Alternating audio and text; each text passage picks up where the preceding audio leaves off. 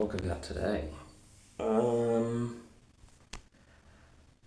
So I didn't think anything of it, but I got myself into a bit of trouble today.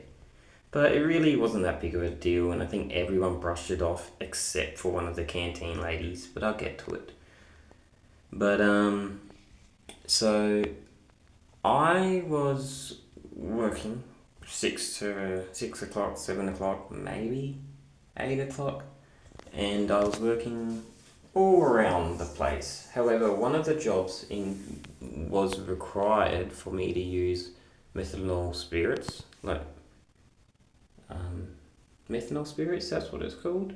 Terps, terps. Well, I know what terps is. Anyway, methylated terps, whatever the fuck it is.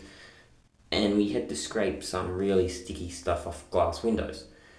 Anyway, I smelt like petrol, but I guess I'm used to it, so I didn't really think two things off of it. Anyway, I needed to get methylated terps and hot water in soap. So I walked into the canteen and I had an empty bucket. Nothing else was with me. And I walked in, filled up the bucket, and left. Eventually, you fast forward through the day, and I went up to Peter, and she's like, "Hey, did we have an incident in the canteen room?" And I said, "No, I don't think so." And she goes, "Did you walk into the canteen room today and use the water?" And I said, "Oh yeah, I said I had an empty bucket and I needed hot water, so I just filled it up with hot water." And she sort of laughed and went, "Ha ha ha, oh, okay." And that was it. Anyway, fast forwarded a little bit and I went up to the canteen and I said, "Oh, I apologise. I think an SSO talked to me, or it was you." I said, "I'm not sure." But I said, "I used your tap today and I apologise." And as soon as I said that, oh my fucking god. So I learned that the blonde lady in the canteen is the second in charge, and the one that was all like, "Oh, don't worry about it, it's fine, don't worry. She's the boss." Anyway, the blonde lady went off her rockers at me. She goes, "Did you walk in this kitchen with petrol?" And I said, "Huh?" She goes, "Did you walk in here with petrol and fill it up?" I'm thinking, "Oh, no, I did not." I said, "I walked in there, I got hot water out from your tap in a bucket, and I left. Because I needed hot water." I said, I needed hot water for a job, and I didn't know where to go, so I got hot water from here." And she's like, "Well, the place smelled like petrol." And I said, "Oh," I said, "I'm sorry, it's probably me." I probably smell like petrol." And she goes, "You walked in here with petrol." I said, "I didn't walk in to your canteen with petrol. I said I had an empty bucket and I needed hot water." Oh, she went off and she goes, "I'm not losing my job because of you. Because if this place smells, she's like, lucky there's no food around here, or the food would have smelled like petrol." And I'm thinking, "Oh, alright." I said, "Look, I just come here to apologise. I said, I won't step in here again." I said, "There was no petrol at all inside the canteen." I said, "I'm sorry."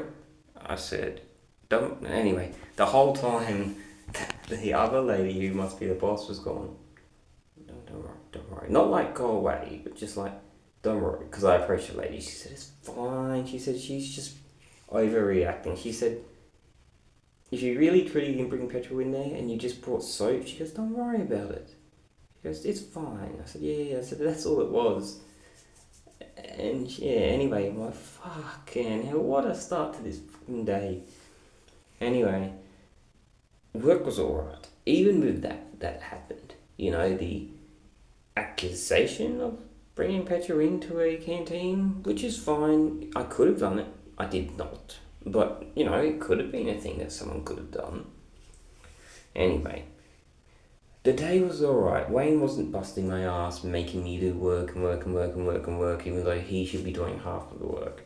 He was pretty good today. I actually squandered off a few times and did my own thing.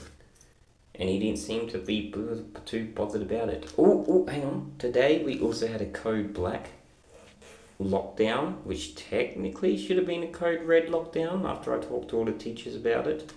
A code red lockdown is a internal lockdown, meaning if there is someone inside the school, let's say, that is aggressive or has a gun or whatever, code red is an internal lockdown.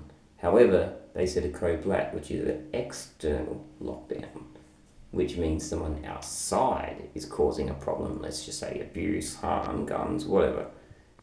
Anyway, it doesn't matter. So we had a lockdown today. And you know what? Apparently it's a common thing just around schools. Not my school, just all schools. If a kid misbehaves, causes a huge ruckus, maybe chucks a few chairs, they go into lockdown. And to be honest, most of the teachers thinks it's a joke, but that's fucking crazy. If I was in school and I was throwing chairs around, I'm not going to say I would have got the ruler, because back in the 90s and the 2000s, that was sort of, people didn't get rulers. Maybe my mum and dad would have gotten the ruler, or worse. But back in the 90s, 2000s, we would have got a hard detention, a very, they wouldn't have babied you. They would have gave you punishment, but without physically hurting you back in my era.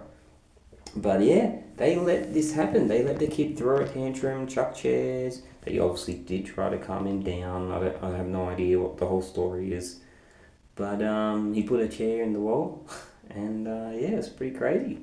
And because of this little freak out or road rage or whatever the primary kid had, they locked down the school because of it. And at the end of the story, the kid just went home. Sure, he probably got suspended or something, but he didn't get a slap on the wrist. In school, he got no slap on the wrist.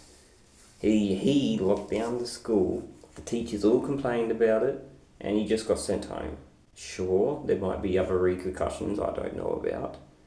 But even back in my day, we would have got big precautions at school and then more at home. So it's pretty crazy. So yeah, what else happened? Home was chill. I just played some other tanks, watched parts of the Caribbean. I watched number 2 yesterday, and now I'm watching number 3. I don't remember anything of 2. I only watched it a day or 2 ago. But I'm watching 3 and I'm like, why is Jack Sparrow in the desert? And I don't understand. Why is the guy and the girl working for the octopus guy?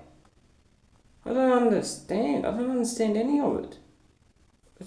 My memory's bad, but I only watched it 1 or 2 days ago. Unless I had a lapse or something.